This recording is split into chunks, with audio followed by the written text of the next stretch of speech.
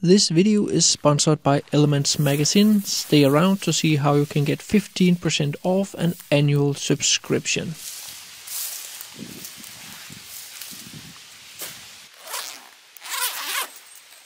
So over the years I have tried a lot of different gear, and since I made my last What's in My Backpack video, there have been a few changes, a few upgrades, and that's what I'm going to go through today. What is in my camera backpack? I have made individual videos for most of the gear I'm going to cover today, so I would highly recommend to watch those if you have more questions than what I can answer in this one video. So first and foremost, I am photographing with my Sony a7R5 in most circumstances.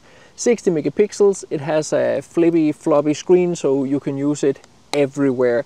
It's the 5th generation of the A7R series, and they have more or less perfectionized this camera by now. It still suffers from that one super annoying error message that whenever it gets wet in the hot shoe, it comes up with an error message and says that the accessory is not recognized by the camera. I've complained about this for years, even with my older A7R3, which I use as my backup camera.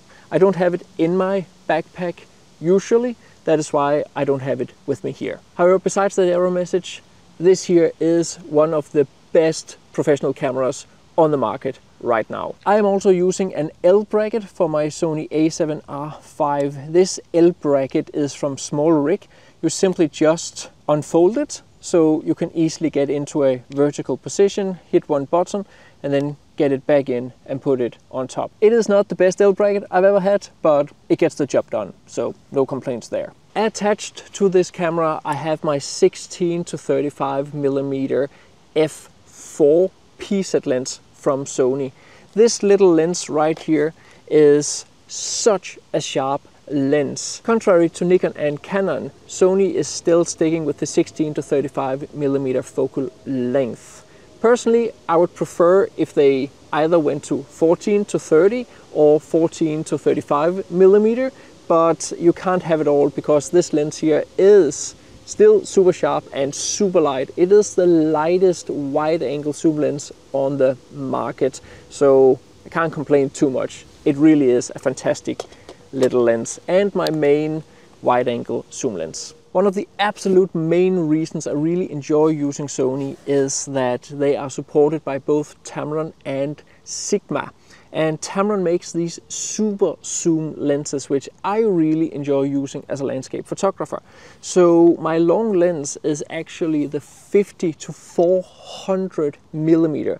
And in combination with the 16 to 35mm, I can cover everything from 16 to 400mm in only 2 lenses. It's sharp enough, but it does suffer from quite a heavy vignetting all the way up to like f13. So you usually have to stop down to f13, f14, f16 even, to get rid of that vignette. And the vignette is not just like color neutral, it's also a little bit blue. So each time I take a photo with this lens, I will usually have to compensate a little bit with a warmer vignette, which is a headache. However, having a lens that goes from 50 to 400mm, not just 100 to 400mm, gives me much more opportunities to actually get the shot when I need to think fast, which I often do if I'm in Antarctica or Svalbard or Greenland or somewhere where I need to think fast. If I'm just walking around in a forest in Denmark, yes, I can totally use 100 to 400. But for this specific lens here, it just takes a lot of headache out of the equation of whether or not I should change lenses in the field, because I basically don't need to, as it covers such a broad focal range. The Tamron 50 to 400 does not come with a lens color or lens foot, so you will have to buy that separately. I would highly recommend to get one. It's expensive for sure, but I would highly recommend to get one nonetheless. Using different focal lengths is one of the themes I cover in my ebooks on composition.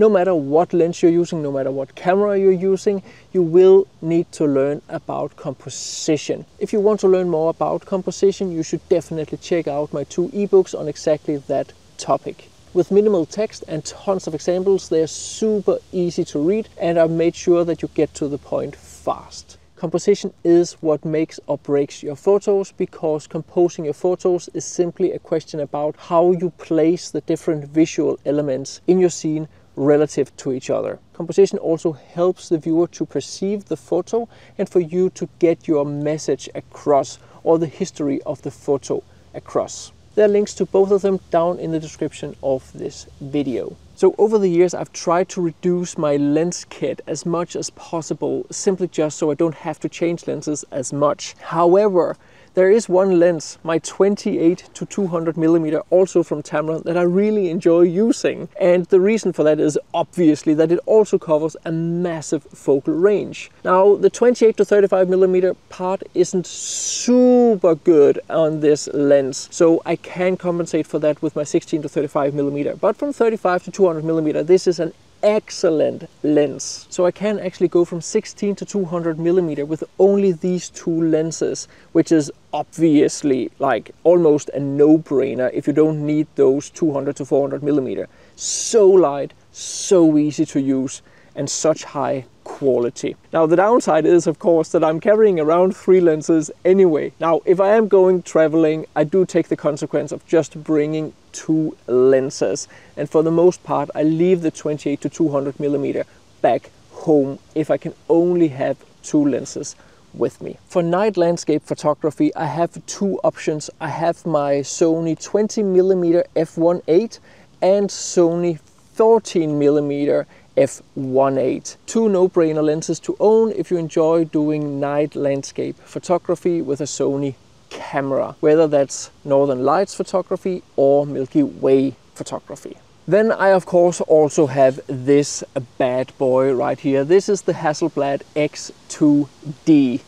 Now I haven't decided yet whether I'm going to keep it or sell it, but for now I do have it. It is an excellent camera. I have an entire video about my thoughts about using this camera. I still need to use it more before I can actually come with a final verdict about whether I'm going to keep it or not. It is limited to about 28-68mm in full frame terms regarding the focal length, but the image quality is just like the best of the best.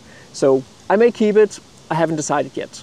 Regarding filters, I am using this little collection from Freewell. They come with a pouch, which is really great.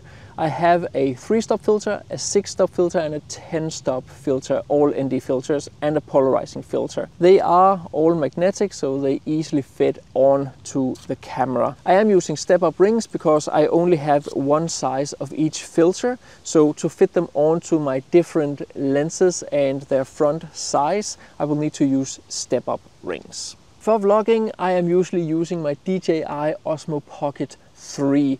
This is basically a drone camera, a camera on a gimbal on a little stick that is very easy to use. With the Osmo Pocket 3, you can get a microphone that can either return internally or directly into the camera, so you don't have to synchronize afterwards. Right now I'm making this video on my Sony A7C, which is also great for video making. It is of course important to remember that gear isn't everything, and if you want some inspiration for taking good and amazing landscape photos, you should definitely check out Elements magazine. Elements magazine is one of the most inspirational ways to absorb other photographers' work. It's an e-magazine that comes out regularly throughout the year.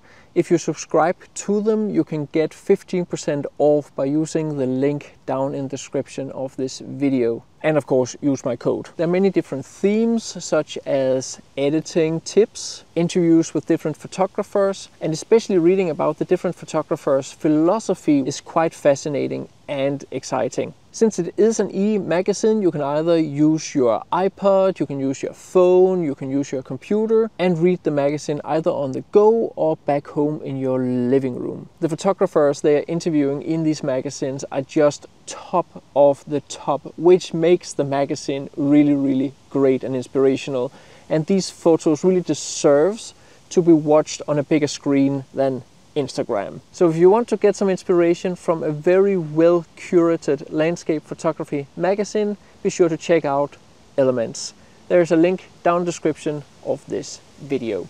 And last but not least, I have my drone, the DJI Mavic 3 Pro, with its 3 cameras, 3 different focal lengths that I can use, a 24mm equivalent, a 70mm equivalent, and something like 170mm equivalent. The only downside to this drone is that the 170mm, the most zoomed in, the 7x zoomed in camera, the quality isn't super great. Like, you need to do a lot of post-processing to get the image quality to really shine in this one here. But for now, it is a game changer that you are able to zoom in so much with a drone. If I'm not flying around constantly, it actually can fly for more than half an hour on these batteries. So drones these days are getting more and more advanced. This here is also a somewhat expensive drone compared to the smaller alternatives, but I couldn't make the videos that I do without this one here. I absolutely love using it. I love photographing with it. There are of course a lot of limitations using a drone. However, I generally fly in areas that are not nature reserves or national parks, especially here in Denmark. So for me, there's not a whole lot of restrictions coming with it besides the regular drone laws. Now, if you do get a drone, I would highly recommend to get one of their smart controllers with a screen in it. Having to attach your phone to a controller is just a faff, and I have never made it properly work. Get a specific controller for it. Yes, the price goes up, but it removes a lot of the headache actually flying the drone, such as you get less interference, you get less disconnects, and so forth. It's just a no-brainer. You have to get a smart-ish controller for flying a drone. When it comes to the tripod, I am using this one here from Benro. I will put the name right here. Tripod names, you know.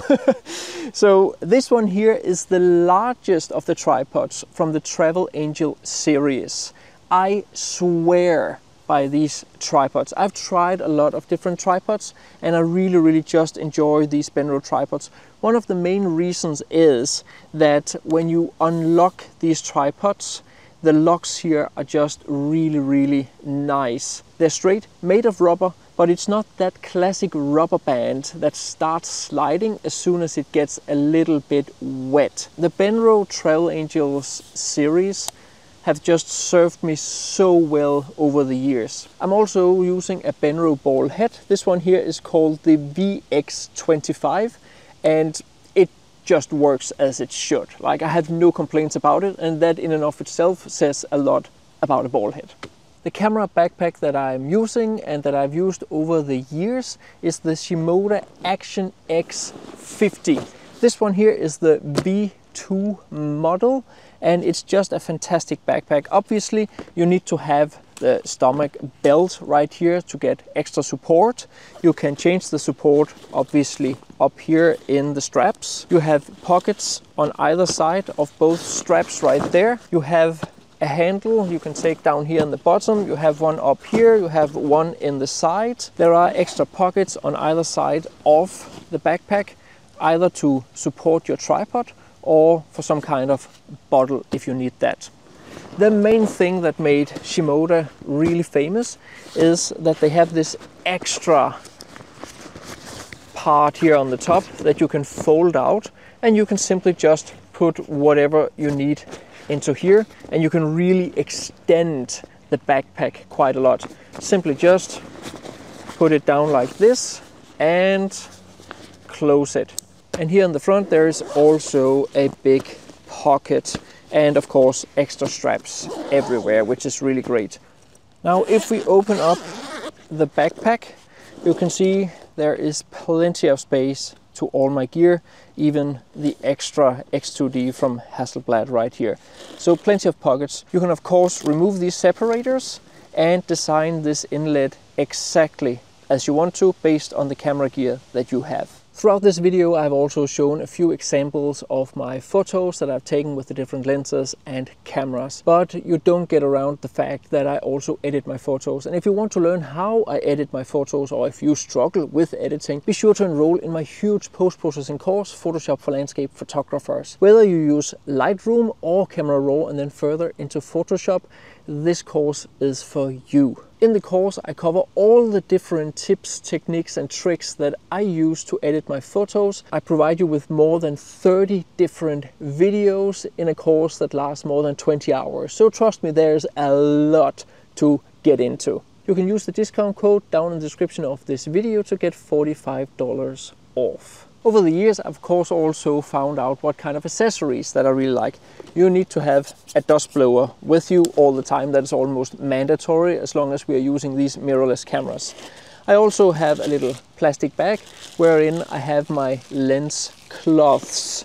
I am using mainly cloths from what's called MagicFiber. It is a fantastic brand. It just absorbs everything.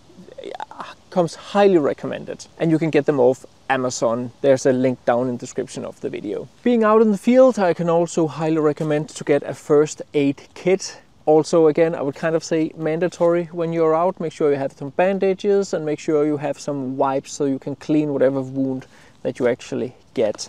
I do bring a strap with me these days because you never know. Just take it out and walk around with it. Then down here I have all sorts of smaller equipment that I also use from time to time. So the main thing is a remote for the A7R5 camera. Then I have some extra food and stuff accessories for my DJI Osmo Pocket 3. Extra batteries, obviously also necessary. Different kind of cleaners for my sensor. A mosquito net for your head if you need one. A toothbrush for cleaning my camera after I've been around the sea, which is really good to have.